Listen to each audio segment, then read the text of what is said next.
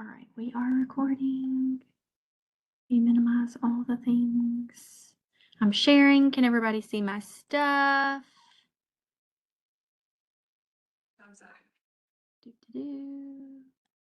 Okay, so this morning we are going to go over pediatric infection and immunity. And I'm going to start off just on laying the foundation for sepsis.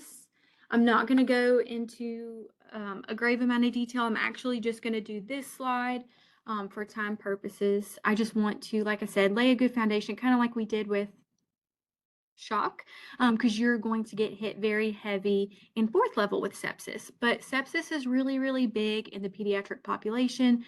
We see a lot of neonatal sepsis in the NICU, and then also just sepsis in the pediatric world, in the pediatric ICU. So it is something that we do want to mention. So our etiology and patho here, you have figures in your book if you're more of a visual person. But this is a systemic over-response to infection. So we have some kind of infectious process going on in the body. And think back to, A&P and pathophysiology when you learned about infection and inflammation. Remember, that very complex immune process with the cytokines and the interferons and all of the things in that very complex process that were activated whenever there was infection and inflammation in your body. So basically what happens with sepsis is we have some kind of infectious process and our body responds very, very strongly to that stimulus. And so we have this pro-inflammatory response, if you will. And it's very exaggerated, it's very dramatic. And what happens is all of those inflammatory mediators, the cytokines, interferons, all of those things start to damage our body. Because remember, too much of a good thing is a bad thing, right? Too much inflammation is, a bad thing.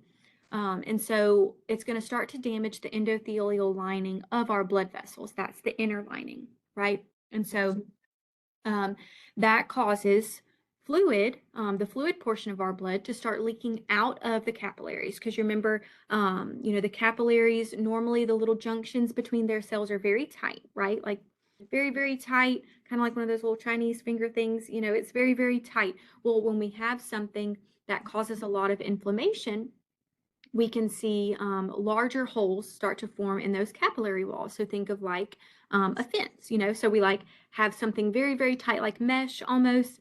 And then, when we have an inflammation, then those holes get bigger, kind of like, the holes in a chain link fence. And so the fluid portion of our blood starts to leak out from within the vascular space through the capillary walls into the interstitial spaces. And so that's why we call that third spacing, right? So then that makes the blood, we've lost the fluid portion of our blood, right? So what's left in the blood vessels is very, very thick and very, very concentrated. And so we see what's called hypercoagulation. So coagulation meaning blood clotting, right?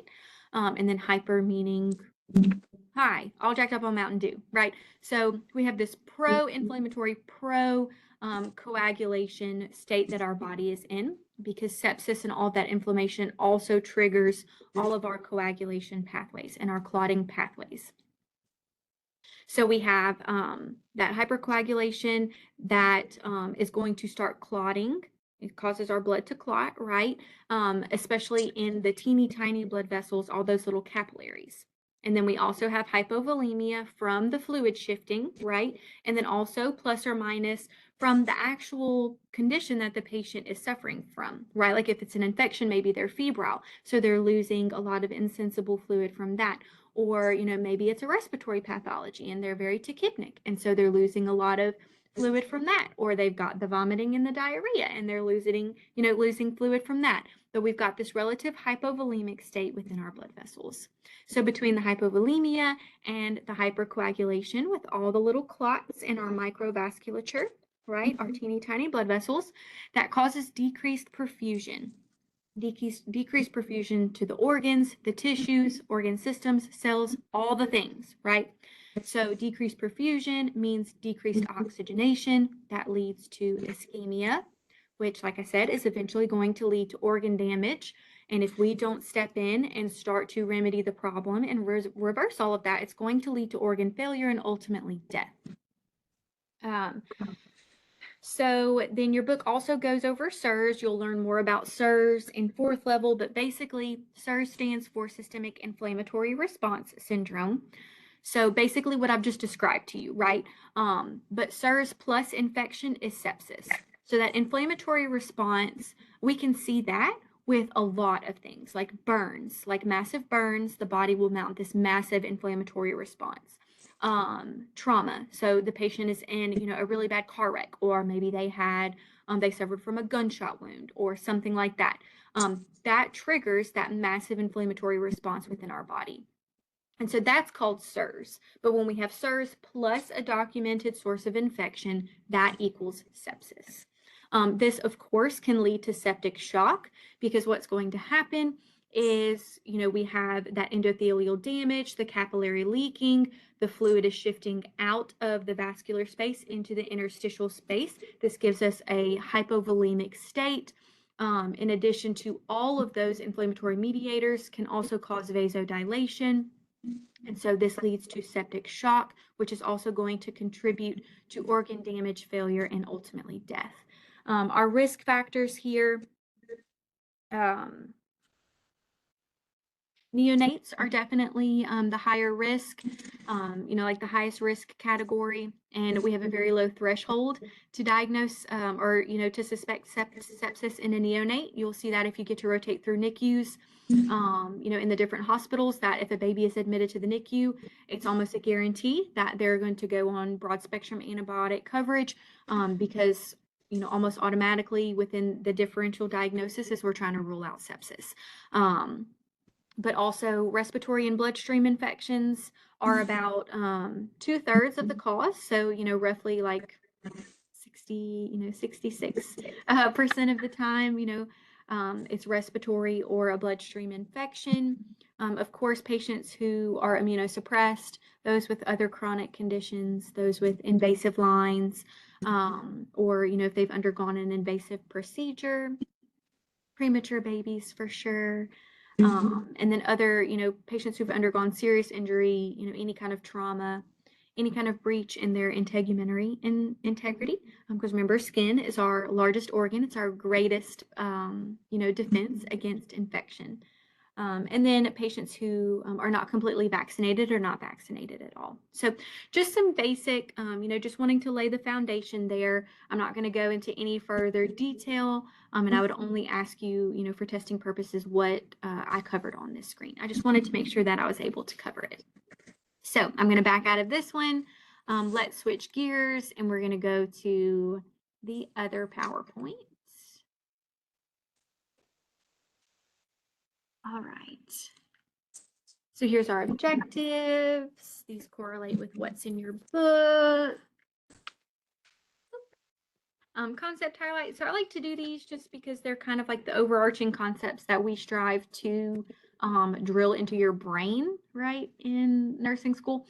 So, as you're studying, as you're going through, just keep these central concepts in your mind, right, as you're trying to learn about the different disease processes and disorders and, what's important, education-wise, priority-wise, things like that.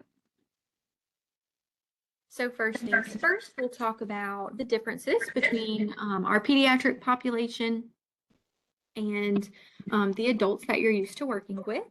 So the development of immunity, pediatric patients, especially infants, have very immature immune systems.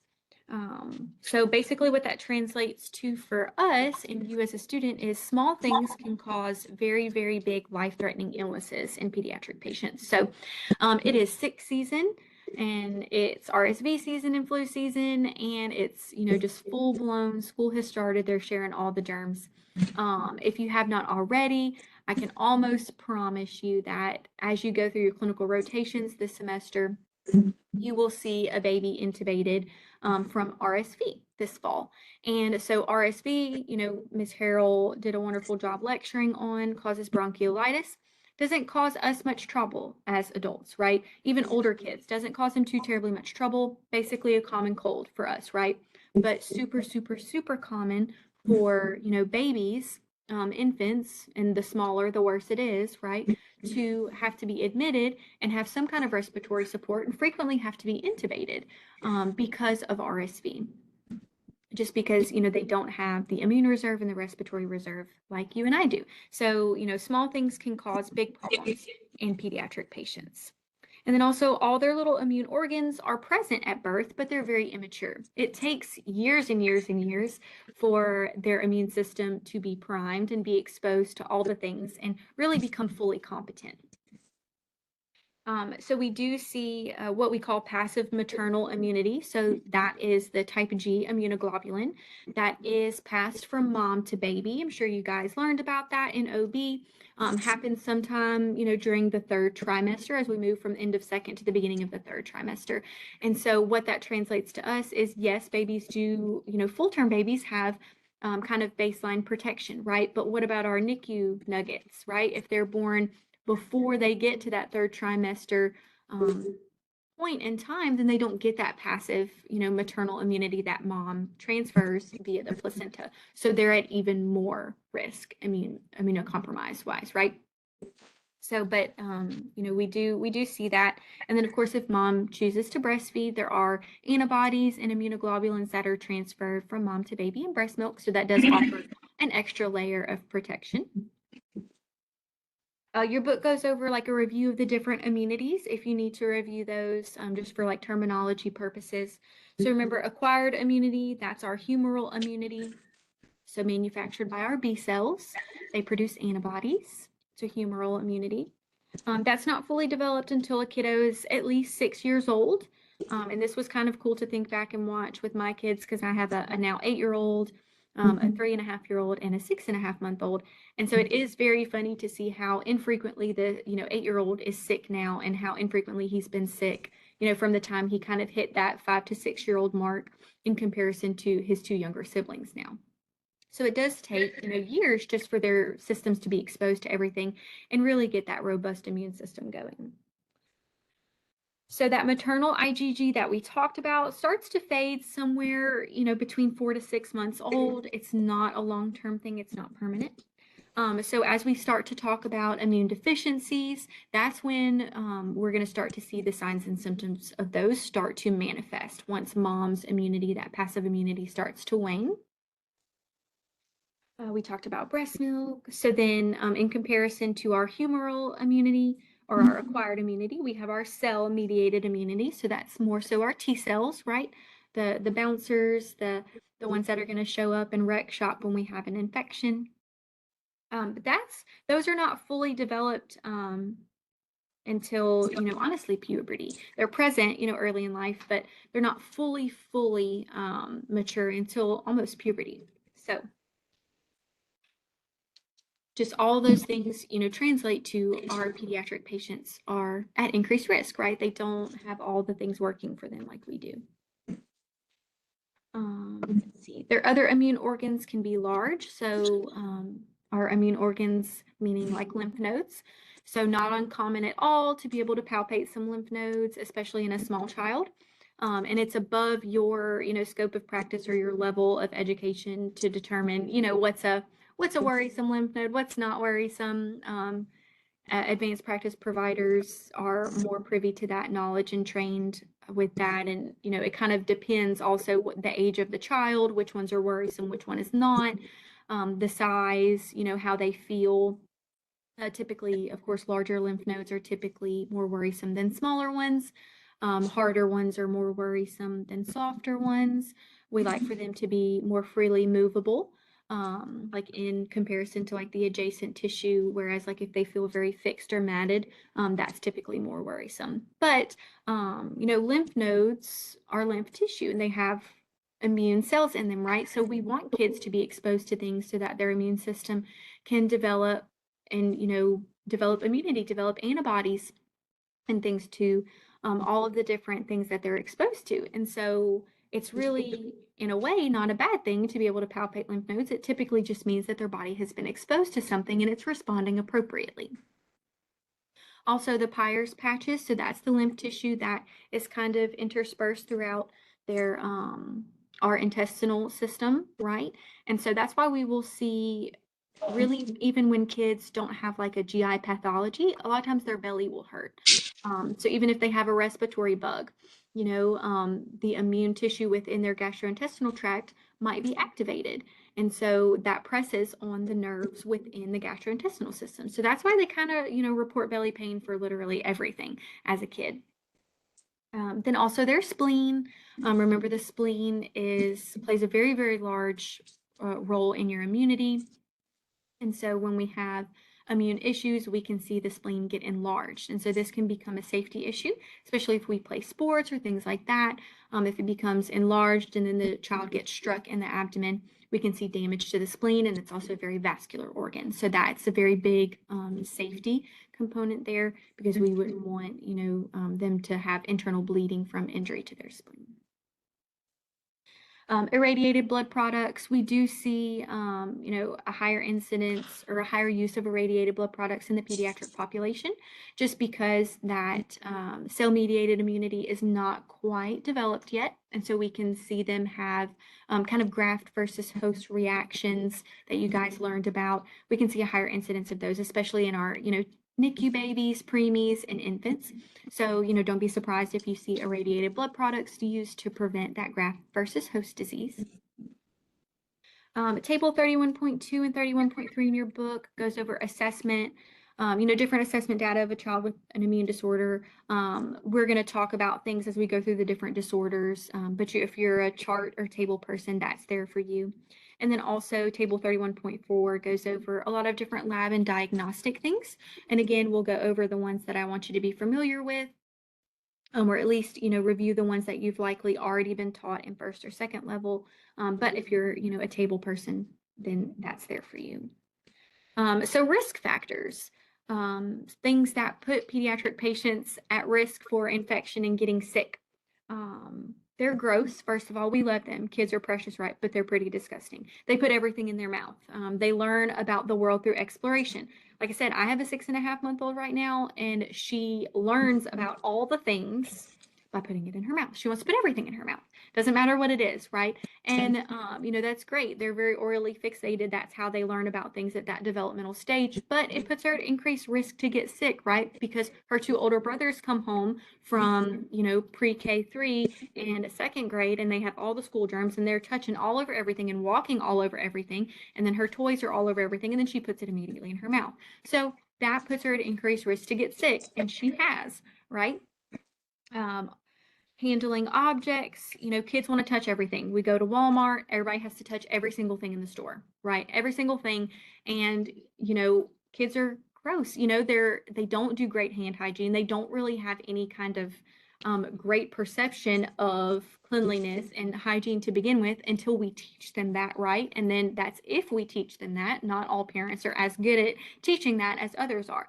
And so, we might go potty and touch all over the toilet, and then touch all over the doorknob, and then, not wash our hands and touch all over everything else. And then your kid comes behind and touches that, and then eats a snack in the car on the ride home, right? That's how we get sick. Drooling is another thing, drooling and leaky diapers. So, kids' teeth, they drool like water faucets sometimes. If they've got something that can be, transmitted via secretions from their mouth, that's a really great way to spread things all over, the house, all over daycare, all over school, everywhere. And then leaky diapers, if we've got a diarrhea situation, we've got diaper blowouts where everything's going everywhere. It's very easy for, especially GI pathogens to be transmitted that way. And same thing with vomit, things, kids are vomiting all over the place and it's splattering everywhere. Very easy for things to be transmitted that way. But I've mentioned here, of course, we're going to talk about vaccines because kids get lots of vaccines, right? But they decrease the risk of severe illness for a lot of diseases. And so that's definitely something that we always want to assess on admit is what's the patient's vaccination status? Are they up to date? Are we behind? Are we playing catch up? Are we not vaccinated at all? Et cetera, et cetera. So then just some goals in general nursing interventions. These are found on page 680 to 686 in your book. These make really great like fundamentals type review questions. So I'm not going to beat a dead horse. We're going to talk about anything new found within this section with the individual disorders, but like infection prevention, stuff like that, that's all review, right? Like I'm not going to waste time going over like wash your hands, wear masks, stuff like that. So please review this in your book. It is fair game for test questions.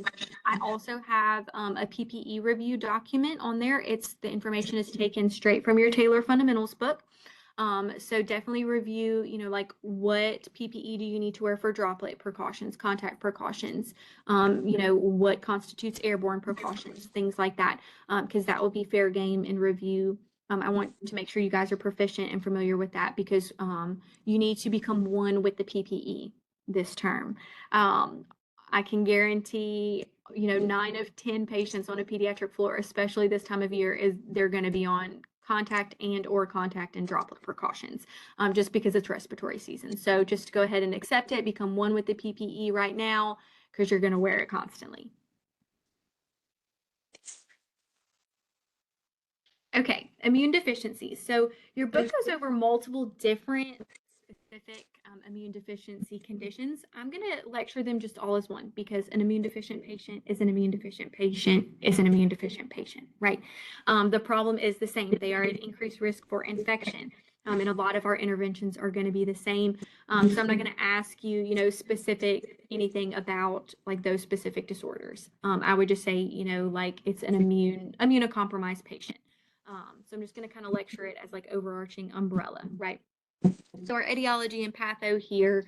So we can have primary immune deficiencies, meaning, they're congenital, we're born with them, or we can have secondary immune deficiencies. So it's secondary to a different condition. So your cancer patient, Miss Harrell is going to talk about hem-onc later in the semester. We'll talk about leukemia and lymphoma.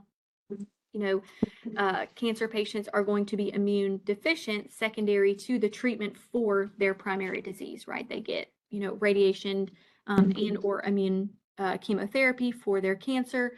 That decreases their immune capability. So they are immunodeficient secondary to treatment for another condition. Some of these immune deficiencies can affect the B cells or the T cells or both. Just depends. It can come from an inadequate number of cells, or maybe the cells are not completely functional. Also just depends on, the type of condition and which one it is. There's a lot of different specific ones, and most patients are going to see like a pediatric, immunologist or infectious disease doctor or something like that. They can also range in severity. So we have kind of, very simple run-of-the-mill low levels of immunoglobulins. My husband and both of his siblings had this as a child, and doesn't affect them too terribly much. So kind of like one end of the spectrum, just low, hypogammaglobulinemia is what it's called, low levels of immunoglobulins, versus other end of that spectrum is, something that we call SCID, or severe combined immunodeficiency. So if you've ever watched Grey's Anatomy, the little boy with the pimple on his forehead, they present to the ER and, they mark, a black Sharpie circle around it. And over the course of the episode, you're just like watching the pimple grow. And then he winds up having to be put in the bubble because he's got virtually no immune system. That little boy, they are, like trying to portray SCID. So very severe, right? Where that patient functionally has no immune system and they're very, very, very, very high risk for, life-threatening infections that can progress to sepsis and kill them. Let's see, covered everything with that. So then our manifestations are going to be what you would expect, right? They are at increased risk for infection. So we're going to see repeated infections. And these are typically bacterial infections. And like I said, when mom's immunity starts to fade, from the baby's, immune system, from baby's system, somewhere between 4 and 6 months, that's when we're going to start to see them, present with repeated infections. And this can be so severe that it gets to the point where they almost take on a failure to thrive situation where their body is so consumed and their metabolic demand is so high from trying to fight all of these infections that they can't grow and develop the way that they need to. So frequent upper respiratory infections, frequent ear infections, sinus infections, could have GI infections with diarrhea, skin infections, yeast infections. We will see a lot of the times in a patient who does not have a competent immune system, candida or the yeast fungus is typically something that our normal flora can keep in check under normal circumstances, right? Like we can see yeast infections as a complication after we've taken some kind of antibiotic. But if we have a patient who hasn't been treated with antibiotics and they're having very invasive or repeated yeast infections, that might be kind of a red flag that their immune system isn't quite as competent as it should be. So we can see yeast infections, and like I said, skin infections, and we'll see treatment failure with almost all of these infections. So the normal antibiotic regimen that should kick an ear infection or should kick a respiratory infection in a normal kid doesn't quite cut it in these kiddos. And so we see the providers having to escalate treatment and kind of bring out the bigger gun antibiotics than they normally have to. Their lymph tissue might be exceptionally small, so we might not palpate, lymph nodes when we normally would expect to, if the kid is presenting with, some kind of infection. Or if we get a chest x-ray, a lot of times they're able to see, think back to anatomy and physiology, the thymus gland is an immune organ that is typically very, very pronounced in a pediatric patient because that's where a lot of the immune cells are housed. The T cells, they travel from the bone marrow to the thymus gland, and that's where they mature. And so should be very, very large and very prominent and pronounced in a pediatric patient because their immune system is constantly being activated by all the things they're exposed to. But in an immunocompromised patient, it might look pretty puny. And so that would be something, you would see on an x-ray. We can also see, on their blood counts, their white blood cells would likely be low, right? We don't see that typical response to an infection like we would in a normal immunocompetent patient where the white blood cell count goes up in response to an infection. And then also we'll see them have an increased susceptibility to autoimmune conditions and cancers, unfortunately. Just because remember cancer, starts off as typically one cell that kind of goes awry. But a lot of the times our immune system has those built-in mechanisms to kill those cells, right? You and I, all of us probably have multiple, cancer cells active throughout our body right now, but our immune system is competent enough to recognize that they're doing something they're not supposed to be, and it kills them, right? So our assessment here and diagnosis, typically these kiddos are going to be diagnosed with an immune deficiency with labs. Like I said, they'll check their blood counts, so our baseline CBC. They can check the specific white blood cells and their levels, how many there are, what their percentages are, things like that. Also immunoglobulin titers, they can check those. So just like you guys go and get your get your titers drawn to check, if you've been exposed to, hepatitis or varicella, anything like that. They can check titers for things like that as well. They can check their actual levels of immunoglobulins in their levels, in their blood. They can check complement levels in their blood. And then we talked about the chest x-ray just to see, what the thymus is looking like. So then therapy-wise, intervention-wise, it kind of just depends the severity. Like I said, my husband and his siblings had primary immune deficiency, so they had low immunoglobulin levels as children. They had repeated upper respiratory infections and ear infections, so much so that they all had to have speech therapy because they stayed with ear infections so bad and had multiple sets of tubes that they couldn't hear. And so they suffered some hearing loss from that. And if kids can't hear, hearing is a big way that they learn to talk. And so they couldn't hear very well. And so that translated to them not being able, to meet their developmental milestones and expectations speech-wise. So they actually had to, have some speech therapy because of that. But so we can see a lot of these patients will be on maintenance antibiotics. And so this is typically like a broad spectrum, low dose antibiotic that they'll stay on just to kind of keep a good baseline coverage to prevent, a lot of bacterial infections until, they grow out of whatever it is the immune deficiency is.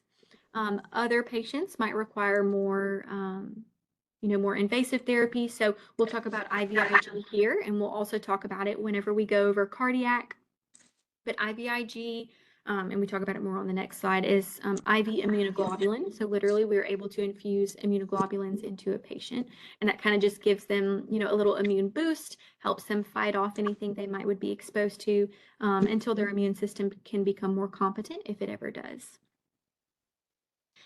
This, of course, is a patient that, we want to make sure they receive their vaccinations. We do need to be careful with live virus vaccines in immunocompromised patient populations, however.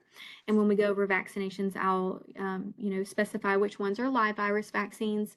So not to say that they can never receive live virus vaccines. This is just not necessarily something that they can have, like automatically. This needs to be a conversation, parents versus provider, nurses with the provider, like, is this patient immunocompetent enough to receive a live virus vaccine, or is it more, is it a greater risk versus the benefit for them to receive that? Just because with a live virus vaccine, they have a greater propensity or a greater risk of actually contracting the disease from a live virus vaccine than, their immunocompetent counterparts. Infection prevention is going to be absolutely paramount.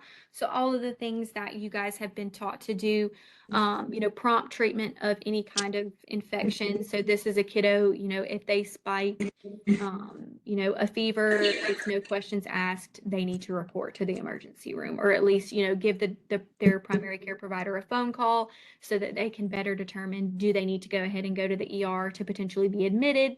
Or what needs to happen, just because we have a very low threshold for to suspect infection, because infection can turn sepsis in this population very quickly.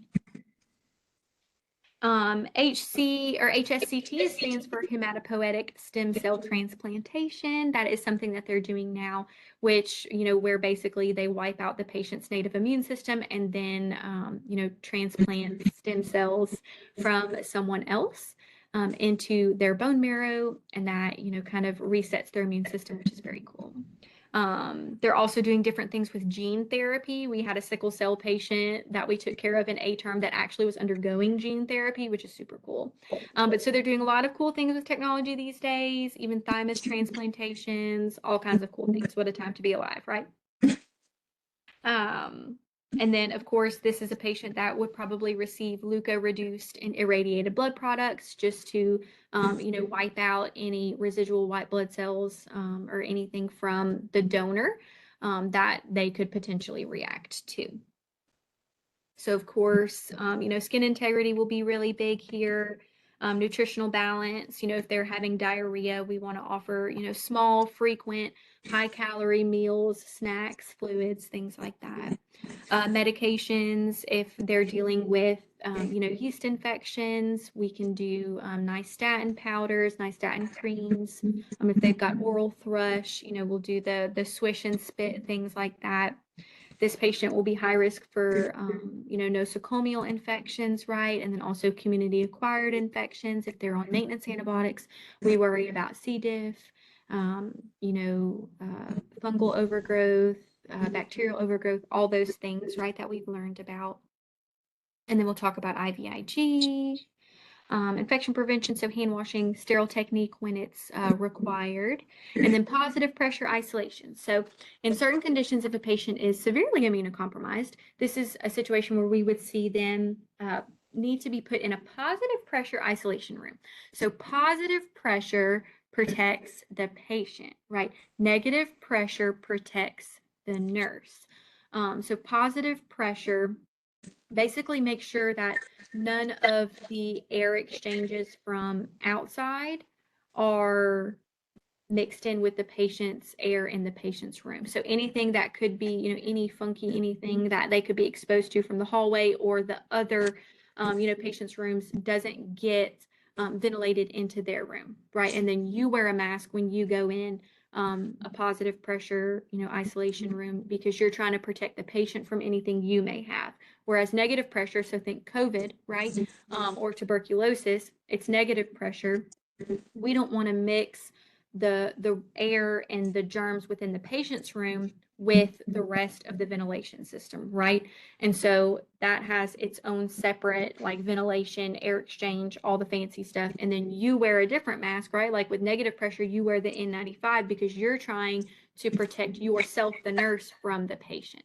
Whereas positive pressure, we're trying to protect the patient from you and everyone else. So they also need to wear a mask when they go out and about and around the hospital, right? Like we're restricting visitors. Unfortunately, they don't really need to go play in the playroom. We want to protect them. Sometimes my spacebar works. Sometimes it doesn't. Sometimes it wants me to click the mouse. I haven't figured it out yet. So IVIG. Again, what is it? Stands for IV immunoglobulin.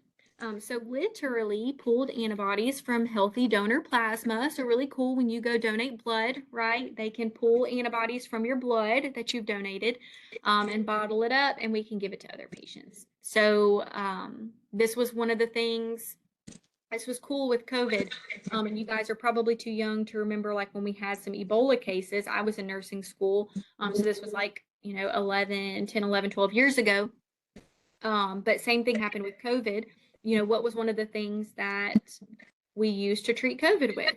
We would take, antibodies. They would do, antibody infusion. So patients who had COVID, they could take their blood, filter out the antibodies to COVID, and patients who had severe COVID infections, they could give them those antibodies. So it's basically like passive immunity, right? And that helped those patients who were severely ill, borderline, kind of in danger of dying from it. It helped them kind of get over the hump, right? It gave their immune system a little boost. So that's kind of what we're doing here.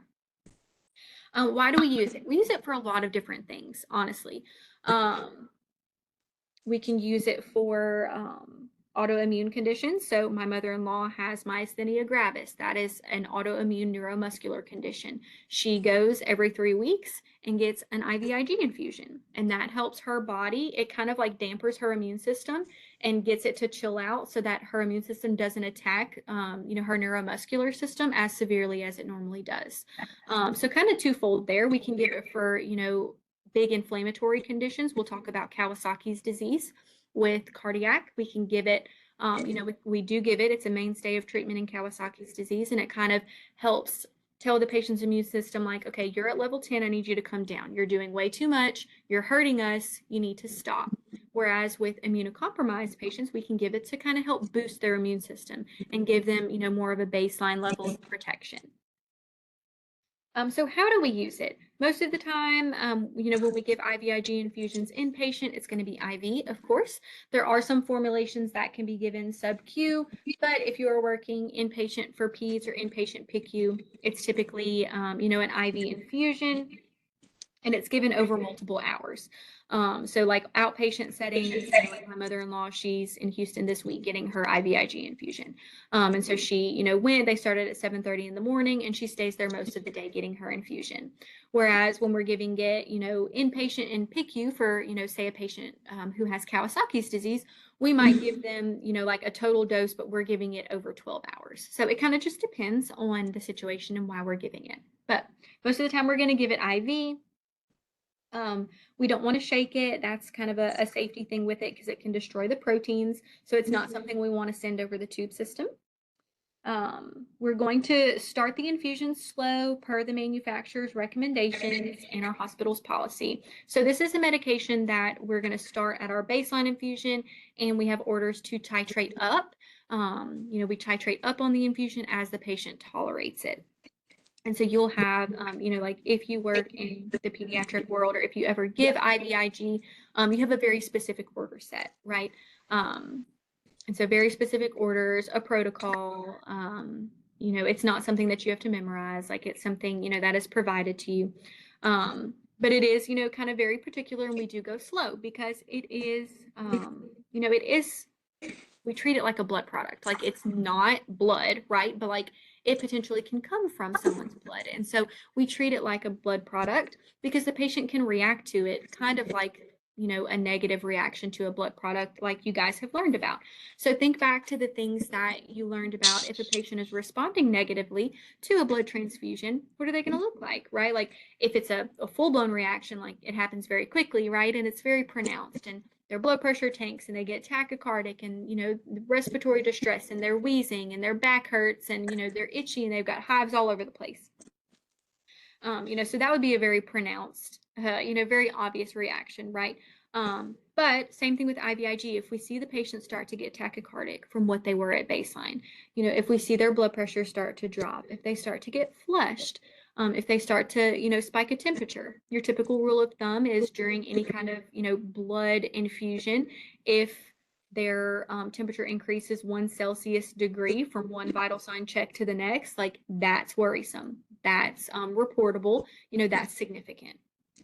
If they start to get chills or, nauseated, vomiting, they can get a really bad headache from IVIG.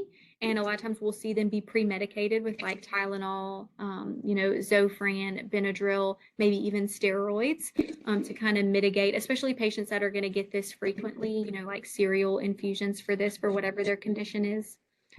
But respiratory distress, we talked about that. Also back pain, especially we're worried about like maybe kidney involvement, right? Their back will start to hurt. That's a sign of a negative reaction. And then abdominal and joint pain. So those are all signs that the patient's not tolerating it very well. And, we don't need to go up on the infusion at that point. We need to let the provider know. As far as monitoring goes, typically the patient, if they're receiving IVIG, they need to be on continuous vital sign monitoring. Like I said, a lot of times the condition that they need this for winds them up in PICU. And so we typically monitor vital signs continuously in PICU to begin with. But it is something, that, like I said, they could receive more outpatient or maybe, admitted for a shift and receive an IVIG infusion on the pediatric floor. And so we just need to make sure, however the means of doing that, we're monitoring their vital signs, as closely as possible. So what could happen? Obviously, our biggest worry is going to be an anaphylactic reaction, right? And we're going to talk about that more on the next couple slides or, further into the lecture. Our second worry is going to be, was there a question? Miss Wood. Never mind. I was trying to get it for you. Never mind. You got it. I was wondering if you pre-medicate with Tylenol, won't that affect if the patient is trying to have a spike in temperature from a reaction? Would that? Yes, so it kind of would. And what we see is more so like when patients receive, like my mother-in-law who gets this, like she gets it every 2 to 3 weeks. So we know, like she's had this many, many times before. And so like that's more of a patient that we're going to see be pre-medicated as opposed to like your kid who comes in with Kawasaki's disease or what we saw kids suffering from. COVID didn't hit kids respiratory wise like it did adults, which was really weird because we see mostly respiratory in kids, right? But what we saw was a child who fit certain criteria a couple weeks, or a month or so after they were exposed to COVID, they were presenting with kind of this like very much like SIRS, septic, multi-system inflammatory response that was winding them up in pediatric ICU, needing vasopressor support, sometimes needing to go on dialysis because it was kind of shutting, that inflammatory response was shutting everything down. And it presented very, very similarly to Kawasaki's disease. It was very weird. And so one of the things they're like, well, it looks like a duck, walks like a duck, quacks like a duck. Let's treat it like a duck. So it looked so much like Kawasaki's disease that they started treating it the same that we treated Kawasaki's disease. And so we used IVIG for it. And so, we would be less likely to pre-med that patient just because that's likely the first time they're receiving IVIG. So yes, if they respond negatively to it, I don't want to mask any symptoms, right? But as opposed to the patient who receives it every 2 to 3 weeks as part of their treatment regimen for a different condition, we know they've received it before.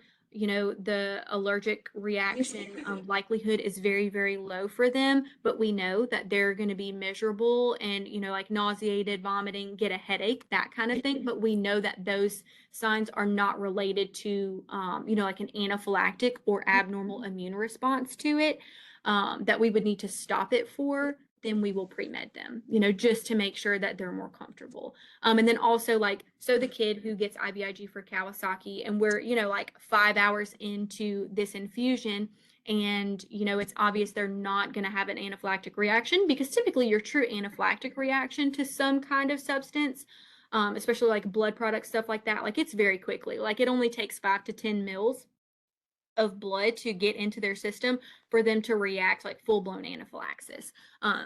Same thing with foods, stuff like that. Like it doesn't take very much if it's a true anaphylactic reaction. And so those kiddos, obviously we don't want them to stay miserable if they're vomiting and have a headache, and but it's just kind of a side effect of the medication. Then we'll medicate them and treat them at that point. Does that help? Does that make sense? Yeah, verifying you don't pre-treat every patient, especially if they Right. Yeah. We won't necessarily pre-med every patient. More so if they've received it before. That was a really good question. Okay, so what could happen? We worry most about anaphylaxis, right? Also, a big worry is IVIG is very, very hard on the kidneys. So we worry about acute renal dysfunction, acute kidney injury. So labs I need to make sure are monitored prior to starting. Metabolic stuff, right? So like BUN and creatinine. I want to get a good baseline BUN and creatinine, and then we're going to monitor that throughout therapy, just because if we see a rise in those, we're worried about kidney function, right? Also want to make sure that the patient is adequately prehydrated if we can before starting this, just to kind of make sure and mitigate any, renal dysfunction that they could get from it, because if the patient is hypovolemic, that's going to translate to their kidneys. This medication negatively affecting their kidneys even more so than if they were adequately hydrated. So a lot of times we'll bolus them with some fluids first. Another big thing with this that we need to make sure that parents know is live virus vaccines, which we'll talk about the specific ones that are live. We need to delay administration of live virus vaccines after we have received, honestly, all blood products, but especially IVIG, just because they're not going to have as robust of an immune response to that vaccine as they would if we wait and administer it at a later time. And so a big one there is going to be MMR, measles, mumps, rubella. And then also a lot of times varicella is tacked onto that one as well. And so if we give them those live virus vaccines too quickly after they've received IVIG, they might not convert, is what we call it. They might not, their immune system might not convert and manufacture adequate immunity to those pathogens that we're trying to vaccinate against. So we definitely want to make sure that the caregiver knows that, and that, when they go back to the pediatrician's office or anything like that, that we're communicating that, just so everybody is on the same page. So I've linked this. It's just, it's not testable. It's just if you're wanting more information, kind of puts it in, parent-friendly and patient-friendly information. And then I've also got information from Lippincott Advisor. I love Lippincott Advisor on Moodle for you if you're, wanting more information or, anything clarified, anything like that. And then the Pharmacy 31.1 in your book has all of this on there as well. So immunizations, let's see, where am I with time? 10:49. So immunizations or vaccinations, right? So these are really big with kids, right? We start pretty much from the moment they're born, vaccinating them against all of the things. So remember how vaccines work. If you need to review this, it's in your book, but basically we are most of the time not administering the actual pathogen, right? We're administering a protein that the pathogen reacts to, or something on the surface of the pathogen that our immune system is designed to react to. Even when we are administering live virus vaccines, most of the time they are weakened, right? Or attenuated is the word that we use for that. We always go by the CDC's guidelines. They have the traditional schedules. They also have makeup schedules if a kiddo gets behind. And so this is, please do not memorize this for the love of everything good and holy in the world. I don't have this memorized. Dr. Wood might, just because she worked in the nurse practitioner world. I do not have this memorized. I feel like the only nurses that probably have this memorized are the ones who work in pediatric offices and use it all of the time, right? And then the providers that are prescribing the administration of these vaccinations. But I do not have this memorized, so you please don't do it. If I wanted you to use it for a test question, I would provide it for you. But it's just, just to show you, just to put into perspective. So barriers, and I do think the next slide has like little bullet points if you want to write things as I'm saying them, just because I know, there's not a whole lot of room on this slide with the table on there. So let me go ahead. Yeah, there we go. Look at that. Love that. I love when a plan comes together. So barriers that we want to try to mitigate, right? So barriers, lack of knowledge. You don't know what you don't know till you don't know it, right? And vaccinations are a very hot topic. They have been for a while. I feel like they've always been, but especially, probably in the last 5 to 10 years, it's a hot topic. It's a conflicted topic. It's an argumentative topic, right? Like, it can be a scary topic just because, and what everyone needs to realize is everything is risk versus benefit in medicine, right? Like doctors don't practice medicine in a vacuum. We don't practice nursing in a vacuum. Nothing is perfect. Everything is risk versus benefit. And so, there is a lot of lack of knowledge, and there's a lot of, sometimes incorrect knowledge that people have, gleaned from inaccurate sources or things like that. And so there are a lot of barriers because of personal fears or personal misconceptions that people might have. And so our jobs as nurses are not to get people to agree with us. Like you might feel differently than I do about vaccinations, and that's okay. Like to an extent, we can always agree to disagree. But what our job is as nurses is to make sure that parents have the correct information, the most up-to-date information, and all of the information, right? Like all of the risks versus benefit. Because like I said, everything is risk versus benefit, and it is a very personal decision. But our job is just to make sure that they have all the information that they need so that they can make the best informed decision for their child, right? Like it's not our decision to make for them, for their child, even if we disagree with their decision. Which can be a very difficult part of working in pediatrics, just because, we don't always get to make those decisions. We rely on the parents to make decisions, and it's difficult when we don't agree with the decision that they make. And then also transportation, don't think everyone has transportation the way that you do, right? Thankfully, financially, vaccinations are now 100% covered by insurance. So there are, there really shouldn't be any financial barrier there anymore, which is wonderful. We love that. And so, like I said, it's our job as nurses, not to make people agree with us. But one thing that, parents need to realize is most schools require at least a baseline amount of vaccinations. Like a child has to receive at least a certain number of them to be eligible to attend school. If not, like there are other hoops and things you have to jump through. So, just lots of decisions. And like I said, it's just our job to make sure that they have all the info that they need so they can make the most informed decision. And then we want to make sure, like we don't, we can witness in, their consent. We don't get consent from them. We just make sure it's informed. And so most of you have probably received what's called a VIS, which stands for a vaccination information sheet. Most, pediatric offices have them for all of the different childhood vaccinations that kids receive. They're put forth by the CDC, and it has all of the, I think I have an example of one on Moodle for you guys. But it basically lays it out for the parent, right? Like this is the vaccination your child received. This is what, this vaccination tries to prevent, developing in your child. These are the potential side effects. Like most of the time things are tolerated very well, but there is a very small chance of this, and this. Very scary things, right? And then also like, when do you need to return? But we don't want to just like rely, like hand them the VIS and be like, okay, bye, like have a great day. Like we need to make sure that the education actually takes place. So we want to make sure they're educated on normal post-vaccine signs and symptoms. So it is normal for the site to be sore, right? Like think of when you get your flu shot, like they just jabbed a needle in your body, it's going to be sore, right? Like same thing holds true with children. But also remember a lot of the vaccinations we are giving them, like my little girl just went for her 6-month checkup and she got 4 bubos, 4 bubos. That's what we call them in our house, but it's like that's 4 injections. And I think one of those has like 3 pathogens in it, right? So like that's a lot, right? Like that's 4 bubos. So it's going to be sore.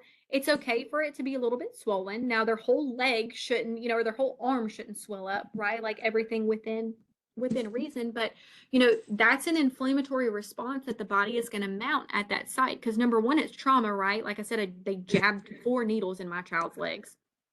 So the body is going to respond appropriately to that. But then also, in addition to that, the immune response that we want to be triggered is going to flock to that area, right?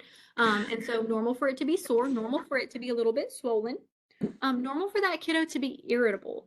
Now, there is a difference between irritable and inconsolable, right? Like normal for my little girl to be a little bit more whiny, clingy, want me to hold her, right? She wants some extra snuggles, wants some extra bottles, just not feeling great. There's a difference between that and I snuggle her, hold her. She is easily comforted. She's easily consolable. She takes a bottle, give her her passy, she goes to sleep. That's different from my child is inconsolable and I cannot do anything for hours on end to get her to settle down. That's worrisome. Okay. That warrants a call to the provider, if not going to the ER. Okay. Low grade temperature. So let me see if I can give you specifics. Yep, here we go. So low grade temp. So, and we're going to talk about fever as well. So like up to 102 degrees Fahrenheit, is expected and normal.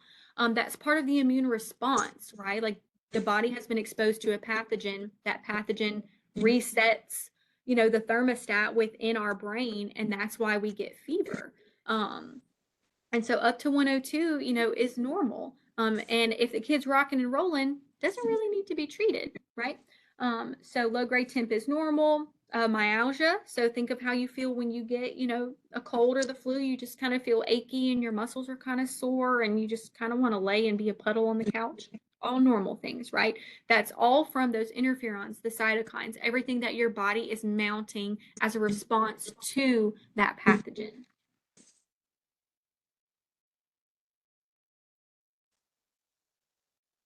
And that they can be irritable for like 24 hours. Like it can linger a little bit. But then in comparison to that, when do they need to call? When do they need to return to the provider's office or maybe even go to the ER? High or persistent fevers for days. So if we're rocking like 103, 104, 105, that's high. Also, if that's going on for days and days, then we need to go ahead and let the provider know.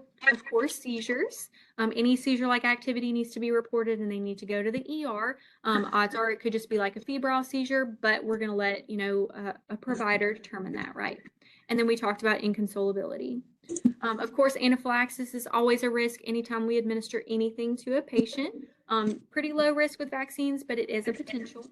And then always remind them no aspirin, right? No aspirin for pain and fever because of Ray's syndrome, right? So live virus vaccines, I've got them laid out for you here beautifully. That's your MMR, so your measles, mumps, rubella. That one comes as a combo a lot of the times with varicella, so MMRV. Rotavirus is one given orally. That's a live virus vaccine. And then the nasal flu vaccine. So if a patient is, allergic to some other component of the, parenteral flu vaccine, they can do the nasal spray. That one is the live attenuated, inactivated but attenuated version of that vaccine. So immunocompromised patients are not like 100% ready to go to receive these vaccines all the time. Not to say they can never receive them, but this is something like there's a conversation that needs to be had. Okay, risk versus benefit. And then, of course, we talked about, defer those vaccines if they've received blood products, especially IVIG, in the last 12 to 18 months. And then also another educational topic is reasons, like valid reasons to defer vaccines, because there's this general consensus, and I've been guilty of it as well, that, if a kid has like a cold or a minor illness, like, oh, I need to defer their scheduled wellness vaccinations. And it's just not true. I get it from like a parent standpoint because, like, why in the world? I already have a sick kid who is like a whiny puddle on the couch clinging to me 24/7. Why would I bring them to get a vaccination that's probably going to make them feel worse? Like, that's totally valid. And I get that from a mom standpoint and a parent standpoint. But like medically and evidence wise, it's not a valid reason. You don't have to defer vaccines just because a kid has like a minor cold or a minor illness. Evidence does not support that. And then also something that we used to see done, that evidence no longer supports is, they used to say, like, if you're bringing your kid in for their wellness visit and they're going to get shots, like, go ahead and give them Tylenol before you even get there, or like ibuprofen if it's age appropriate, like go ahead and get that on board to like minimize any discomfort that they might have. But what they found through evidence, and researching and what the evidence shows now is that's really no longer recommended. Because, like, what's the whole point of doing that? To minimize or prevent the fever, right? And also to minimize the discomfort, the myalgia, the malaise, all of that kind of stuff that comes with that immune response. But does it not make sense that if we administer those medications to minimize and to stunt that immune response, that it could potentially minimize the immune benefit that the patient gets from the vaccine? And that's what they found. So, it's no longer recommended to automatically like pre-medicate Tylenol, ibuprofen before vaccinations. Does that mean, Mission, where you're telling me that I have to let my patient be absolutely miserable? Absolutely not. We've never really had issues with vaccinations with my two boys, but my little girl, after those 4-month shots, she woke up at about 3 o'clock in the morning and it was just like, holy cow, she went nuclear because she felt absolutely awful. Of course, I gave her Tylenol, right? I'm not going to let her be miserable, just because that's going to hinder, like, it's not good to let them be miserable either, right? Like, that's stress placed on her body, which can minimize the immune response as well. So, weigh pros and cons there, but you don't have to automatically reach for, Tylenol and ibuprofen on the drive to the pediatrician's office. And then, these concepts are also in Patient Teaching 31.1 in your book, just for you to refer to after the fact. Okay, it's 11:02, so let's take a little breaky break. Let's come back at 11:07, and we'll rock and roll for the rest of it. Oh,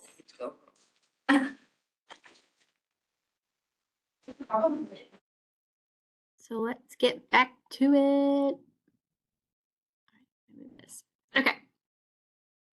So moving on to allergic disorders. So I want us to differentiate in our head, just because, like, allergic disorders, that's kind of like a broad overarching term, right? So we're going to talk about like baseline, just like allergies, right? Like seasonal allergies and stuff like that. But then we're also going to talk about anaphylaxis. And I really want you to like differentiate those two in your brain, because our treatment, some of the things we do are similar, but some of the things are different, right? And they're going to present very differently. So really, while you're listening right now, and then while you're, going back and listening again, reading in your book, whatever you're doing, to study, make sure that you're differentiating the two, just because they are very different. So, our etiology and our patho here with anything immune, or anything, allergy related, is going to be immune mediated, right? We have this antigen and antibody response within our immune system that causes a reaction, that causes histamine release. Now, our signs and symptoms are going to depend on the extent of this histamine release. With, just regular seasonal allergies, like, it's just a little bit of histamine, right? Like, it's just enough to really get on your nerves, make you miserable. Whereas when we talk about anaphylaxis, this is like a massive, widespread, very quick histamine release, which is why we see very much more pronounced severe signs and symptoms in that patient than just, like your run-of-the-mill seasonal allergies. So, but this is immune mediated. You might hear it referred to as like a hypersensitivity. We throw around the word allergens, and this can be something in the air, it can be food, it can be, cats, it can be grass, it can be like just literally everything, right? Box 31.3 in your book lists the common allergies in kids. Again, think back to that inflammatory response from patho, right? What's going to happen is we have that inflammatory response, that immune mediated response triggers the inflammatory response. We get histamine release because of that. That histamine causes the gaps in the capillary walls, which causes fluid to leak out.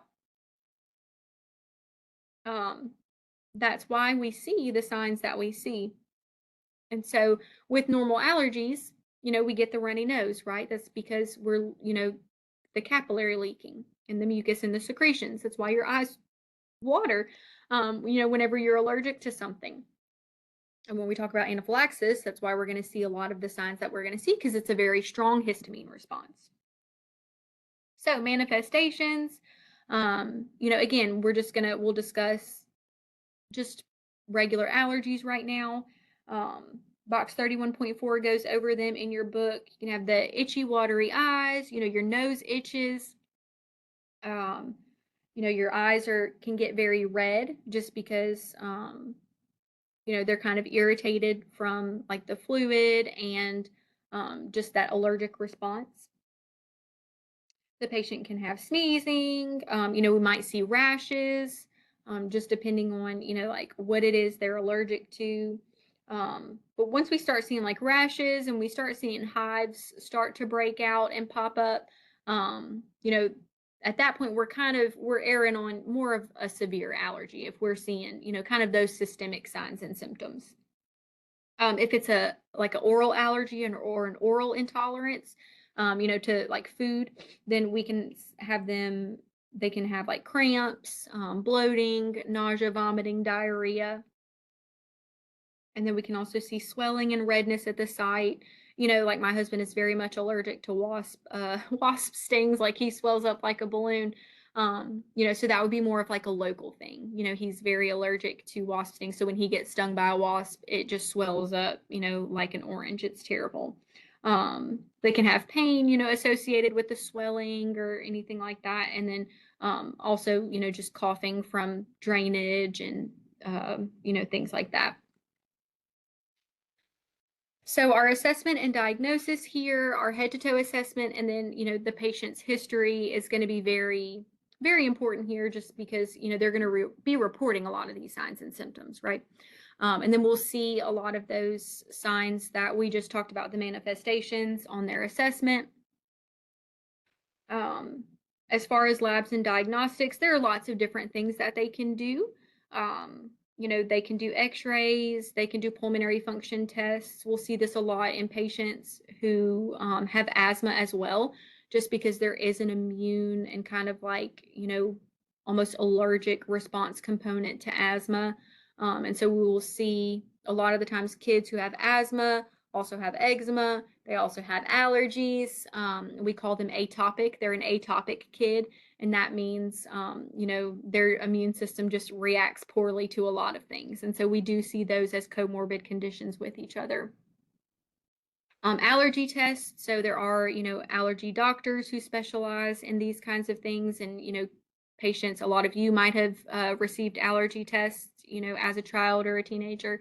And, you can go and they either like draw a grid on your arm or draw a grid on your back and poke you, with a small amount of a lot of different allergens. And then make you sit there and wait and want to claw your skin off for 30 minutes. A lot of times just to tell you you're actually not allergic to anything.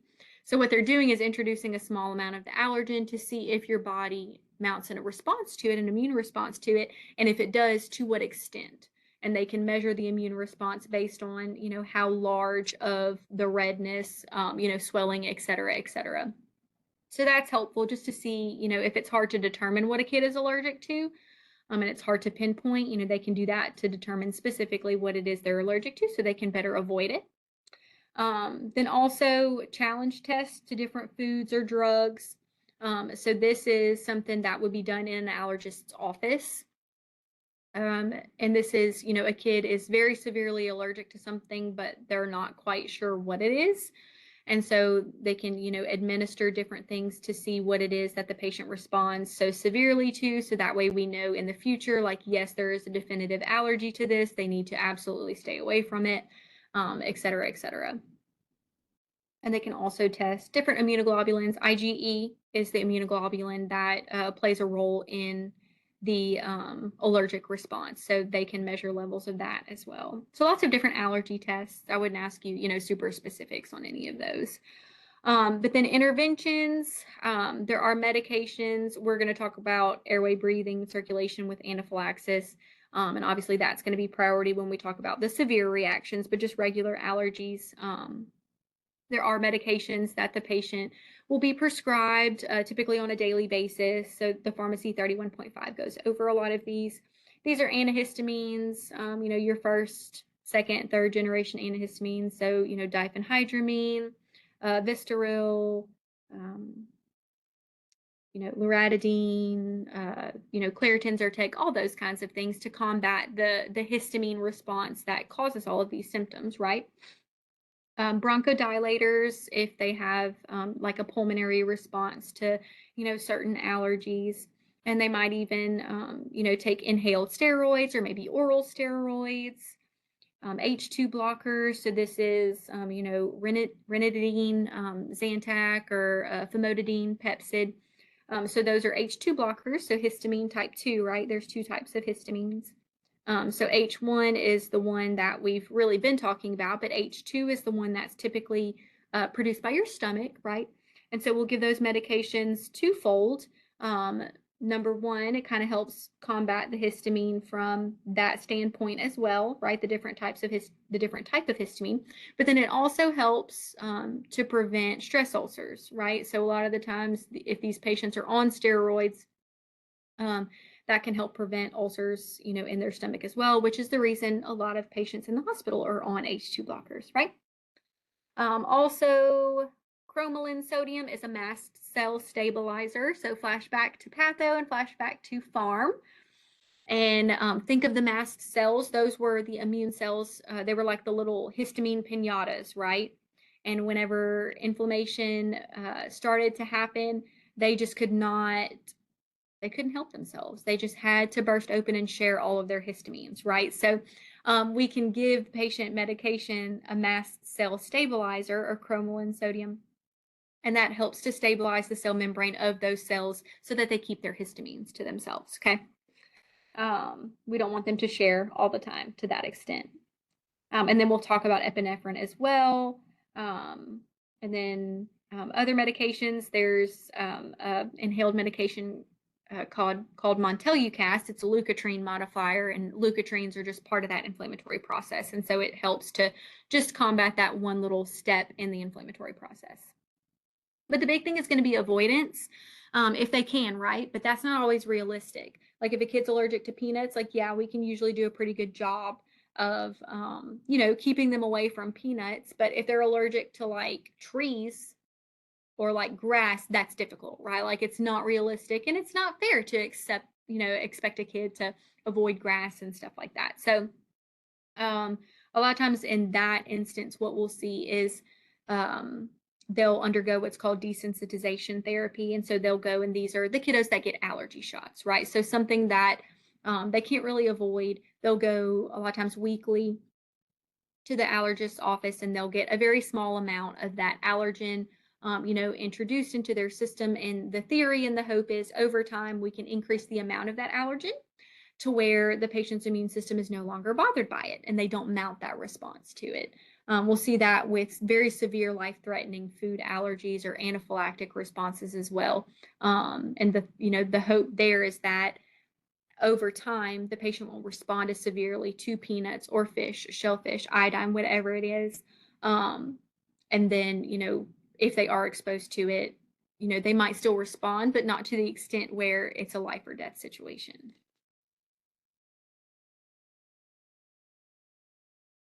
Okay, so anaphylaxis, so switching gears a little bit. So this is the same response that we're seeing, but this is a very severe, massive histamine release. It's IgE mediated. It's very quick, typically within 5 to 10 minutes of exposure to the allergen.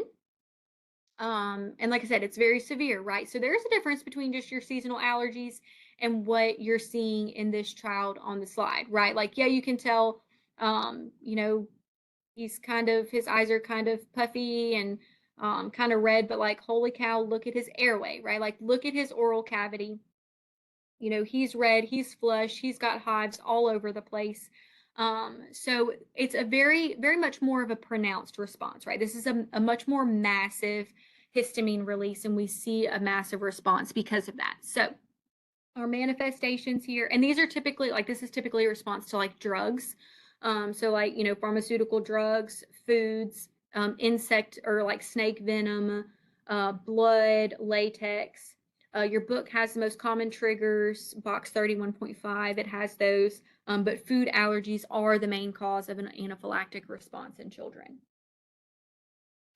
So we've talked about our patho here. This is a massive histamine release that causes massive um, blood vessel dilation and massive capillary leaking. So this leads to a relative hypovolemia, right? Like we have massive vasodilation that drops our blood pressure to almost nothing. In addition to that, our capillary walls are just leaking, you know, the fluid portion of our blood all over the place. So, you know, hypovolemia on hypovolemia. This is a very big issue, and it can lead to cardiovascular collapse and death if we do not intervene. That swelling, so the fluid shifting causes swelling. So all of this swelling is from fluid shifting out of the capillaries into the interstitial tissues.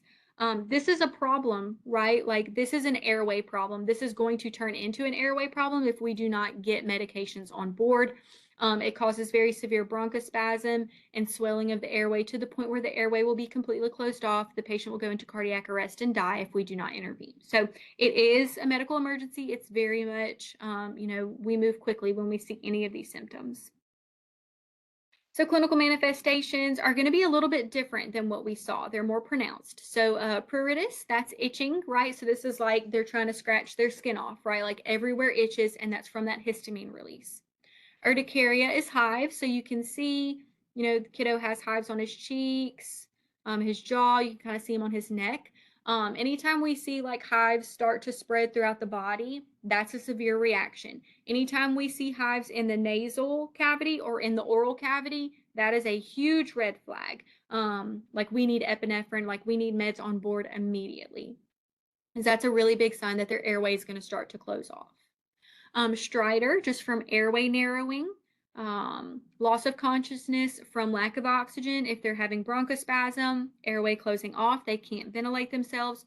Also from that massive vasodilation, the blood pressure drops to almost nothing. The brain doesn't get perfused very well. They're going to get tachycardic, hypotensive. We talked about bronchospasm, so we can hear some wheezing, right? That's why we're hearing wheezing, is because those small airways are spasming. And so air is just whistling in and out, right? Very narrow passages. Assessment and diagnosis, same as what we talked about with the other allergies, right? This is unfortunately one of those things you don't know about it till you know about it. You know, this is why starting solids with infants is so nerve-wracking, because you don't know about an allergy until they're exposed to it, right? Then our intervention here, so airway, breathing, and circulation, going to be paramount, right? So, and your book goes over this as well.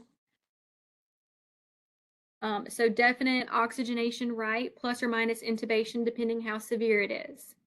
You know, so that addresses our airway and our breathing. If, you know, they need, we're going to do CPR, of course. Circulation, we're definitely going to support circulation with fluids. We're going to give IV antihistamines. So typically IV diphenhydramine is what we'll reach for. IV epinephrine as well. That's what's in an EpiPen. And, you know, if a kid has an anaphylactic type response to anything, they need to have an EpiPen. You know, they're typically prescribed to them. I hear they're very expensive, unfortunately. That's a whole issue. But we're also going to give them, you know, IV, preferably IV epinephrine. That does multiple things. And if we can only reach for one medication, that's what we're going to reach for, because it combats this issue from multiple angles. It helps with the bronchospasm. It helps stabilize that capillary membrane so the fluid stops leaking out. It helps bring the vascular tone back up, and it helps bring that blood pressure back up to augment perfusion. So this is our magic. Like this is the magic with anaphylaxis. This is what we want to reach for. If we don't have this, of course, you know, we definitely will, you know, give some form of Benadryl. Also going to probably reach for IV steroids. But if all we've got is this is the key for sure. We talked about fluid boluses, Patient might require vasopressors. It just depends how pronounced that histamine response is. Inhaled bronchodilators or albuterol, things like that. The H2 blockers that we talked about. And then your book has priority care concepts 31.3 that goes over airway, breathing, circulation, that kind of thing. So education here is really, really big. They need to have an emergency action plan. If a kid is anaphylactically allergic to something, everybody in contact with that child, teachers, school nurse, babysitter, neighbor who watches them once a month, needs to know that this kid is severely allergic to whatever it is. Their EpiPen is wherever it is. Preferably that EpiPen needs to be on them, like on their person. It doesn't need to be like at home, stored somewhere else. Like if they're out and about, we need to have access to it all the time because you don't want to not have it when you need it, right? You need to be able to give it if you need it. Need to know how to use that EpiPen. And your book has patient teaching 31.3 that goes over how to use it. They need a medical or bracelet or necklace, something letting people know if they lose consciousness, the likely reason why they have lost consciousness and what to do. And then like we talked about, this is a kiddo that's likely going to be a good candidate for allergy shots or the desensitization therapy. And then I just love these little mnemonic pictures. I use these all the time in school, so I like these. And it just goes over, the different, everything we just talked about, the little kiddo, iodine, shellfish, all the things, medicine, bee stings. So just to help you remember if you're more visual. All right. JIA or juvenile idiopathic arthritis. So kind of think about this. You guys likely learned about rheumatoid arthritis, or you did learn about rheumatoid arthritis in second level, because I've asked your second level people, and you guys do. So kind of like pull that from second level, and because this is kind of like the pediatric version of rheumatoid arthritis. And so there's 3 different types. You do not have to get in the weeds about the different types. There's a chart in your book, just, one type kind of manifests with more systemic signs and symptoms as opposed to more localized to the joints. And then, like the different age onset, stuff like that. There's some differences between the different types, and then our treatment kind of differs based on the type, but I'm just going to lecture it kind of overall overarching. So our etiology here, it's idiopathic, meaning we don't really know what causes it, which is haunting and we hate. But there is thought and some evidence that it might be autoimmune in nature. So maybe triggered by some kind of external factor, like a genetic factor. We do sometimes see it run in families, or maybe it was triggered by some kind of immune something. So the child got an infection, maybe they were exposed to some kind of virus and that altered their immune system in some way. And then their immune system started, attacking the different tissues that we're going to talk about, or even an environmental factor like trauma or something like that. So not 100% sure, could be multifactorial, who knows? But our patho here is, it is an autoimmune reaction. It's an autoimmune response. So the patient's own immune system inappropriately attacks its tissues. And so that leads to chronic inflammation, and inflammation specifically within the joints and the joint capsules. This leads to pain, swelling, and eventual scar tissue formation within the joint. We can see tendon and ligament damage and even erosion of the bone from that inflammatory process. This is going to lead to a decrease in range of motion and loss of function in those specific joints. We can see altered growth and development from this, contracture formation, just lots of things. And then more systemic wise, we can see damage to eye structures, and it can actually lead, be so severe it leads to vision loss. So we'll talk about, this kiddo needs to see the eye doctor regularly. And then also systemically with, a certain type, we can see damage to the heart, lungs, liver, and other organ systems as well. So clinical manifestation wise, and this picture kind of, goes over some of it, but central nervous system wise, we can see fever just because of, the immune system being triggered and trying to respond to this. And then pain for sure, especially like pain in the morning when they wake up. They've been, asleep in bed, lying in a pretty stagnant position, right? You can have like early morning stiffness. And so this will translate to, irritability and excessive fussiness in a nonverbal kid, or a kid that's not old enough to be able to communicate that yet. Musculoskeletal, they might limp, or like I said, depending on the severity and the longevity of the disease, they might already have contractures, and we do try to prevent that. Again, pain, irritability, loss of motion, joint swelling, specific swelling in those joints. We can see, systemic wise, maybe some enlarged lymph nodes. Those joints will be warm and potentially red as well. So, flashback to those cardinal signs of inflammation, right? And then also we might see the white blood cell count be elevated. And so our assessment or diagnostic criteria is there has to be inflammation in one or more joints for greater than 6 months, and it has to have an onset before they turn 16 years of age. And so some specific lab values, so that's your 3 criteria. I mentioned, I have the 3 criteria right there. That's your 3 criteria. And so specific lab values we might see on our CBC, they might manifest as anemic. We do see that with profound and prolonged inflammation, as it can cause hemolytic anemia. We talked about the leukocytosis, so white blood cell count will be elevated, right? We can also see thrombocytosis, so elevated platelet count, and that's also a byproduct of that profound and prolonged inflammatory response. So then ESR is our erythrocyte sedimentation rate. That is kind of a generalized inflammatory marker that we can see be elevated. RF is rheumatoid factor. So that should be kind of familiar from when, you guys talked about rheumatoid arthritis. And then the ANA, that's anti-nuclear antibody. That should be kind of review as well from rheumatoid arthritis. And those might come back positive since this is an autoimmune condition. And then x-rays, we can see, bone erosion, we can see contractures, if there's any like tendon or ligament abnormalities, those could be seen on x-ray. So our interventions, our 3 main goals are relieve pain, preserve function,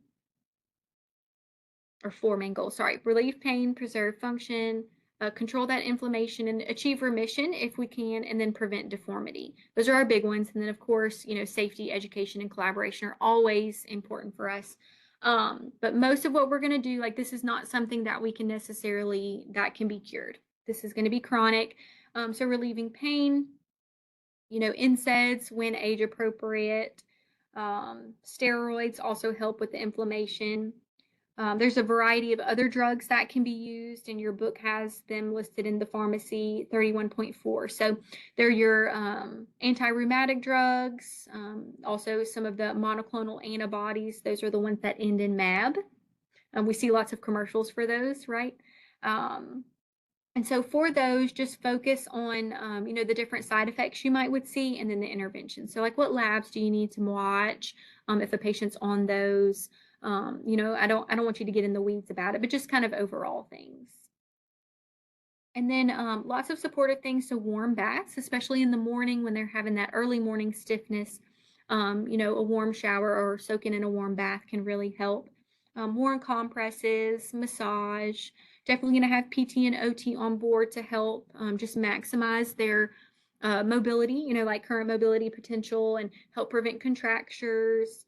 They might need splints or different mobility aids depending on how disabled they are from this condition. We definitely like low impact, activities to help keep them active, promote range of motion, help prevent, obesity, because this is a kiddo that very easily can kind of become a bump on a log on the couch or in the bed, right? And that's only going to add insult to injury.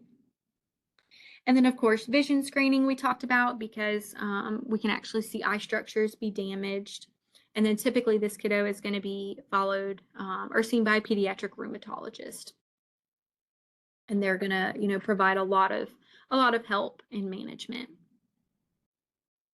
So just some other cutesy little pictures, some of your DMARDs or your disease modifying anti-rheumatic drugs, or your, biologics is what a lot of times we'll call them. But I think your book does go over like methotrexate is one that is administered for this. And then just, some big safety things and education topics. And then I have your Cushing's man right here just because, this kiddo is going to be on steroids, likely long term. And so we do see, Cushingoid features as a side effect of excess corticosteroids. So just a little farm review there for you. And then NSAIDs, ibuprofen and naproxen, and then steroids if you needed a little bit of review. Okay, so very quickly, conjunctivitis. I don't know that we'd ever see a kiddo admitted for conjunctivitis, but it is pretty common in kids just because they're gross, right? And they share all the germs. So this is inflammation of the conjunctiva. So etiology here is there's viral type, bacterial type, allergic type. Your book has really great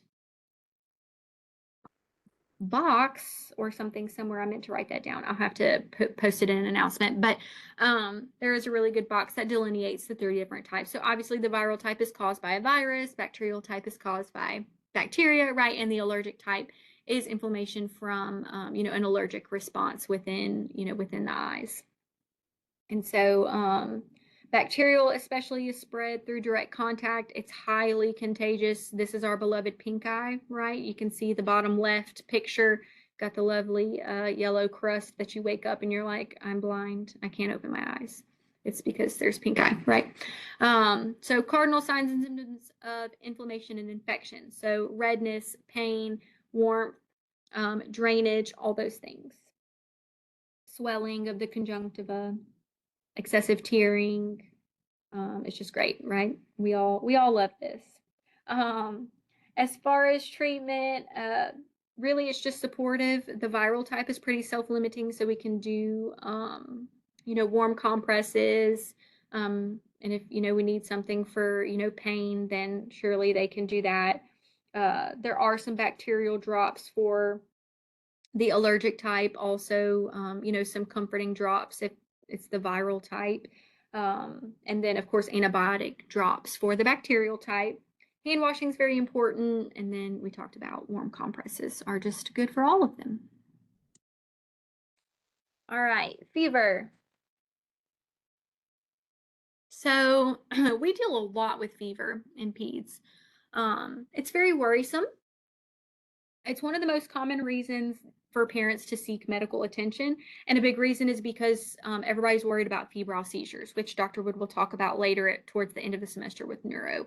But fever is really a good thing, and we're going to talk about that. But our definition of fever, and for testing purposes, and most of the time what you will see utilized in the hospital is the definition of a fever is 100.4 core temp. So 100.4 rectal or higher is a fever. Typically, we do not have orders to treat a fever in the hospital until it gets to 100.4 higher because it's not a true fever.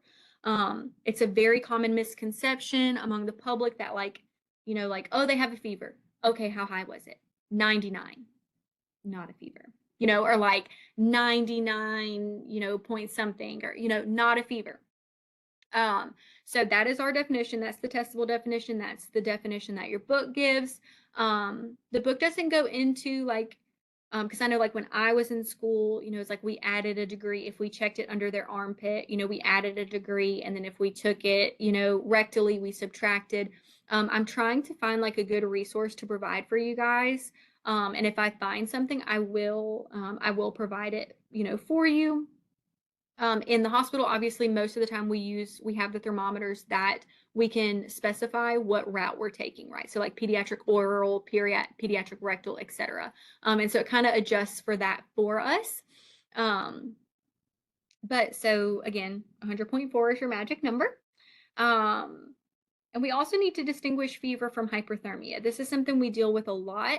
So fever is again, like our body has been exposed to something, like something has triggered the hypothalamus or our thermostat, right? Like our internal thermostat, to allow our temperature to go higher than it normally does. That is different from hyperthermia, which is typically like more of an external thing. So not uncommon for, like first time parents or, even sometimes not first time parents who, their kids admitted and, we might have a fever, but we're also, they've got the air in the room set to 85. The kid has or the baby has a hat, is wrapped in like 4 blankets, and they're snuggling them. And they want you to come check the temp because they're like, they have a fever. And it's like, okay, but do they actually, or are we just trying to cook them? So sometimes we have to, use reasoning there and be like, okay, yes, the temperature is elevated, but we need to determine, like, let's remove the hat and 2 of the 4 blankets, and then let's cut the air down a little bit and see if that temperature comes down. Because we also don't want to overtreat and mask a fever, right? So, big thing here, a febrile infant is septic until proven otherwise. So, a true fever in infants 2 months and younger, that's an emergency. That infant is septic until proven otherwise. They need, the parent needs to call the doctor, the pediatrician. Most of the time, the pediatrician is going to say, come in. A lot of the times, they're going to say, you need to go straight to the ER. Because most of the time, we're going to do a workup, like a septic workup, just to make sure. Because in that population, they're so tiny, they have so little reserve, it's going to hit them so hard. We want to get ahead of it if there is a problem. So, febrile infant is septic until proven otherwise. But remember that fever is really a good thing. Fever is our natural response to being exposed to something.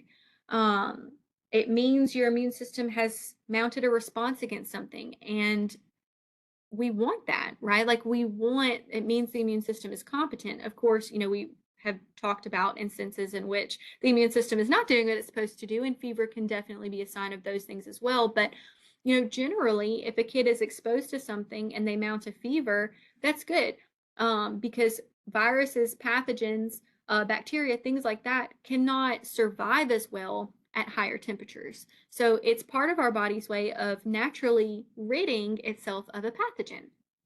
Um, so, and because of that, it doesn't necessarily require treatment just because it's there. So I always laugh because this is a thing, and it's like a generational thing as well, right? So, like my mother-in-law, is of the generation like, yes, we pre-medicate before they go for their shots, or like puts her hand to my kid's forehead and like, she's got a fever, he's got a fever, do you want me to go get some Tylenol? And I'm like, no. We're actually going to check the temperature, to determine if we have a fever, and no, they're cutting backflips off the couch. I think we're good, right? So does not require treatment unless the kid is symptomatic, right? So there certainly have been times where my kids are a puddle on the couch and they feel miserable. Yes, febrile at that point, or even not febrile, and we feel that bad. Yes, like we want to do no harm, right? But just because the thermometer tells you the magic number doesn't mean you have to reach for the Tylenol. Because what's going to happen, number one, is giving an antipyretic doesn't actually do anything for the course of the disease. It's not going to help eliminate the pathogen. It's not going to shorten the disease. It's not going to shorten the course of the disease. It actually has the potential to prolong it, because you're stifling one of the protective mechanisms that the body mounts against that pathogen. So all it does is it makes the kid feel better, right? It treats the symptoms, which in some instances, like I said, is completely appropriate, but does not always require it. So what are the clinical manifestations of fever? Because these are important.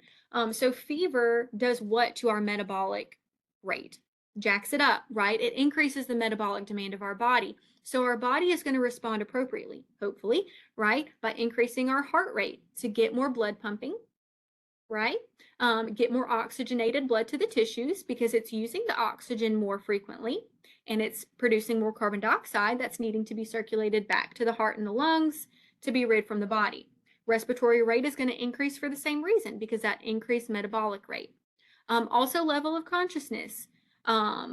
You can tell when a kid spikes a temp because they go from, like I said, doing ninja kicks right off the couch to they are just a puddle, a miserable little pitiful puddle on your couch that just wants to be held and whine.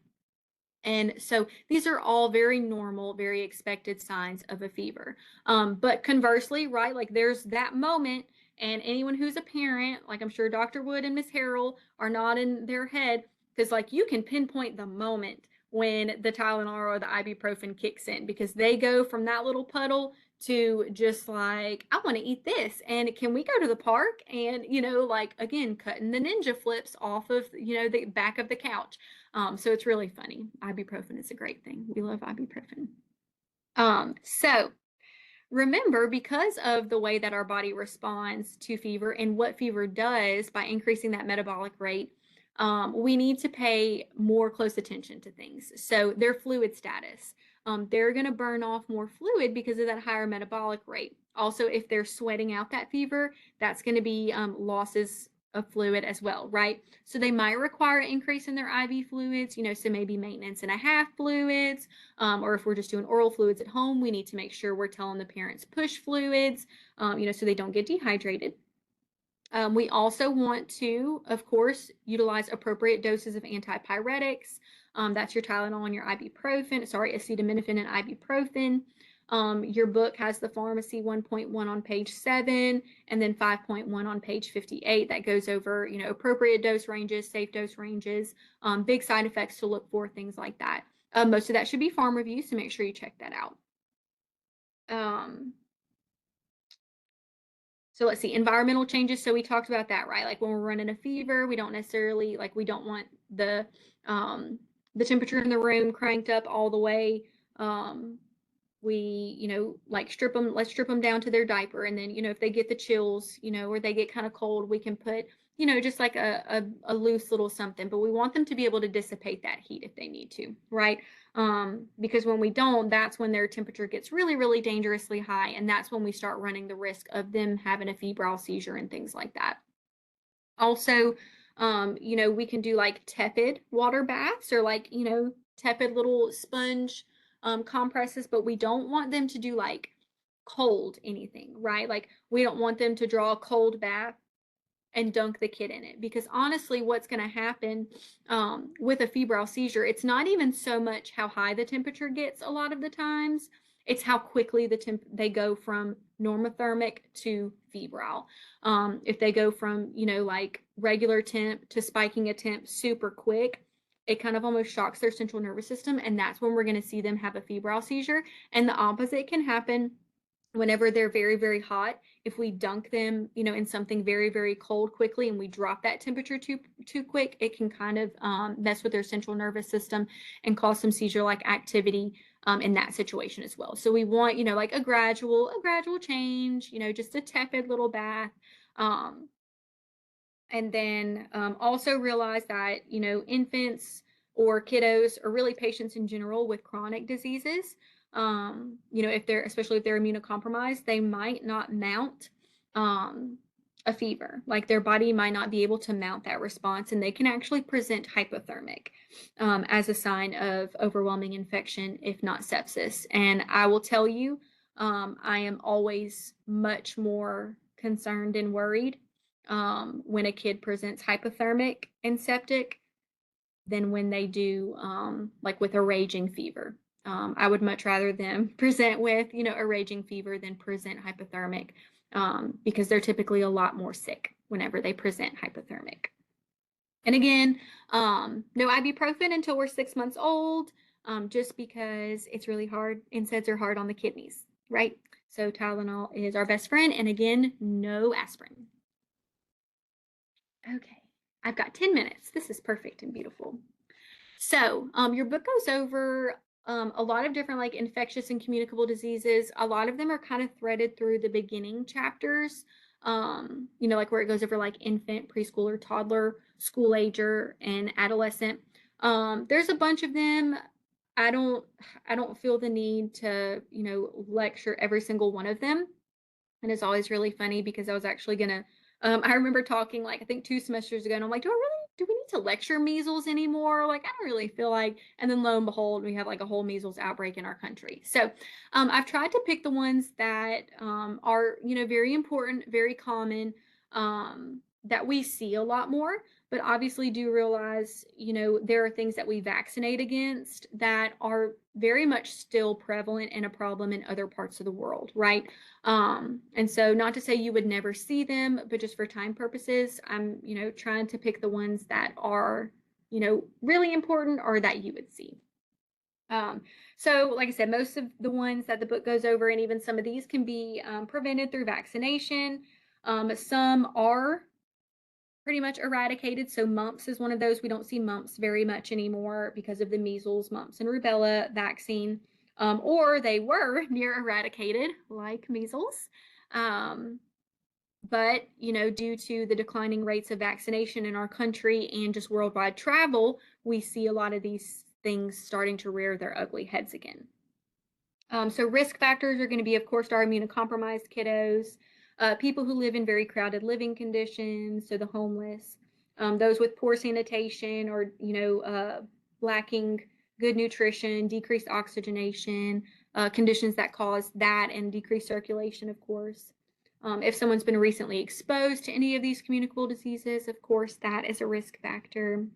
And then, not up to date on vaccinations or not vaccinated.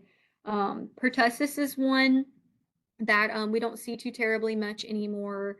It is more of a respiratory pathology, so that's whooping cough.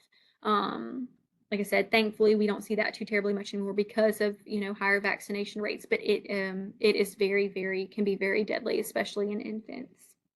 Most of the treatment for these communicable diseases, most of them are viral. So most of the treatment's going to be just supportive, right? Supportive care at home, symptom management, even if they have to be admitted to the hospital, a lot of what we're doing is supportive care. So, we're either administering PO or IV fluids, promoting rest so that they can, heal. Some of them, over-the-counter medications for like cough, congestion, things like that. Of course, over-the-counter medications as appropriate for pain and fever. And then potentially, oxygenation and ventilation support inpatient if, we have like a pneumonia situation that develops because of some of them. But so let's dive into these 4 specifically. So erythema infectiosum is also called Fifth's disease, or also call it slap cheek disease. You can see the cute little kiddo with the bowl haircut at the top on the left. He looks like somebody slapped him in the face, right? So that's very characteristic of this virus. So we will see that more on like an outpatient basis. But it's very much important for you if you ever work outpatient peds or even inpatient peds, because the virus that causes this is parvovirus B19, and it is a big no-no. Pregnant individuals do not need to be around this virus. It can cause very severe intrauterine fetal harm. So no pregnant nurses, no pregnant caregivers. We need to avoid that if all possible. There is no vaccination. Like I said, caused by the parvo B19. It is transmitted respiratory wise. We'll use droplet and standard precautions. Our signs and symptoms are the cutie little slap cheek, that bright red rash on the cheeks that makes it look that way. That rash eventually is going to spread to the trunk, and starts to take on kind of like a lacy look to it. And I'm always really, really weirded out by rashes. Like rashes are just really, it's just wild to me. And then typically we have a history of upper respiratory infection signs and symptoms. So again, treatment supportive. We definitely want to avoid pregnant individuals there. Rubeola is measles. We do have a vaccination for this, the MMR, measles, mumps, rubella. It is viral, transmitted respiratory wise as well. We'll use airborne plus standard precautions. We'll have that, typical prodromal cold, flu-like symptoms, Also can see what are called Kaplik spots on the inside of their gums. So those little white, petechiae looking things almost. And then it has a pretty characteristic rash that progresses down the body. And then as the rash progresses, the skin will actually kind of start to peel off. We can see respiratory complications, which is the biggest worry here, especially in the very young and the very old. They can develop pneumonia from it. And we can get a definitive diagnosis by titers. We'll get a positive IgM titer. And that tells us with certainty that the patient was exposed to measles. Treatment is supportive, inpatient and outpatient. If, we have an immunocompromised patient that is has a very severe case, we might see some antivirals like ribavirin or IVIG. Just getting those on board to help till they can kind of get over the hump. But overall, it's all just supportive, unfortunately. Varicella is beloved chicken pox, every parent's worst nightmare, one of our worst nightmares, right? We do have a vaccination against this, but I feel like it's probably one of the ones that the immune response to is probably the most variable. I had chicken pox as a child and was vaccinated, and then as a young adult, when I had titers drawn, I still wasn't immune. So I love that for me. So it is viral, caused by one of the herpes type viruses, transmitted by nasopharyngeal secretions, and then also very, very, very contagious with the weeping lesions. So super, super, super contagious. One of the big priorities is to try to prevent it from spreading. Kiddo is contagious until there's no new lesions popping up and they're all crusted over. We put them in a bubble, right? But odds are if one kid's got it in the house, the rest of them are going to get it. It is airborne plus contact plus standards, all the precautions, holy cow. Just suit me up. Signs and symptoms, those typical prodromal, just not feeling good, kind of wimpy, all that kind of stuff. And then we start to get those characteristic lesions that start popping up. And then it gets to the point they're all kind of in various stages of healing. They go through that macule pustule, then the clear fluid-filled vesicle that bursts open, typically over the course of about a week. They are exceptionally itchy. So good luck getting the kid to not scratch. Care is supportive. We worry very much about secondary bacterial infections. They can be very common with them scratching, and then kids are just, got all the germs dirty. So those, those lesions can get infected. So we want to be on high alert for that. It can cause pneumonia, so that's also a worry, especially in our very littles and any patient who's immunocompromised. And we, can see certain antivirals like acyclovir being, administered to those patients as well to try to prevent any big complications. And then last but not least, Coxsackie virus or hand, foot, and mouth, probably also on the top 5 of every parent's, one of our least favorite things we like to deal with. So no vaccination for this. It is viral, caused by the Coxsackie virus, transmitted via the fecal oral route, wreaks havoc and runs amok in daycares, Mother's Day outs, things like that, especially when it starts to get real hot and humid as spring transitions to summer. Love it. It's great. Super contagious. We use standard precautions most of the time. By the time we realize the kid has even got it, they're kind of past the contagious part of it. So love that. But it causes very painful vesicular lesions on the hands, feet, and mouth. That's why it's called hand, foot, and mouth. So our worry there is, number one, of course, it's uncomfortable and can be painful. But our big worry here is the lesions in the mouth, the kiddo that, they'll stop eating and drinking. So a big thing here is, of course, supportive. Tylenol, ibuprofen if age appropriate. There's some different like magic mouthwashes that they can prescribe if, it's very severe in the mouth and the kid is not wanting to eat and drink. But maintaining hydration is going to be a really, really big worry with this kiddo. And if we see them have to be admitted, it's typically because they stop drinking. and they start to get very dehydrated. So that's our big worry with that. And that is all that I have for you. Thank you so much for your attention. And that was just perfect timing. Do we have any questions anywhere?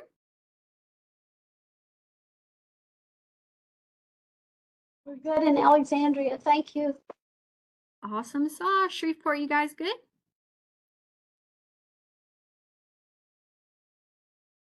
I'll take that as a no. No news is good news.